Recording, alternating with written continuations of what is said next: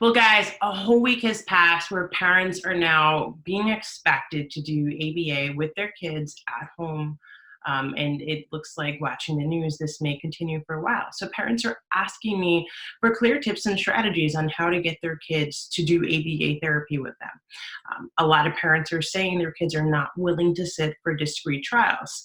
So we have another video on here on what a discrete trial is. So if you want to go back, you can take a look at that video. But today I'm going to be talking about very clear guidelines for presenting SDs. Discrete trials start with the SD, which is essentially a word for an instruction. So how to present discrete trials in a really clear format. So the first thing you need to know as a parent, make sure whatever you're going to be using, you already have ready before you call your child over to the table.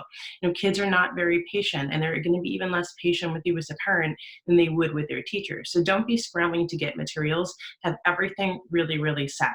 So the second thing I'm going to make sure you need to make sure you're doing is to give really clear instructions and use as little language as possible and kid-friendly language. So for example, if you're going to hold up a pencil and say, "What is it?" That's an example of a really clear SD. Clap your hands, touch your nose. Those are examples of really clear SDs. The third thing you need to know is that you want to give your child a reinforcer for their response is like within half a second, as soon as they respond, as soon as possible, to keep the flow going. The fourth thing you want to know is to use child-friendly language and don't talk about any other irrelevant information. So keeping it really short and keeping it really concise. So I really hope that these tips will help you as a parent be able to do ABA therapy with your kids at home.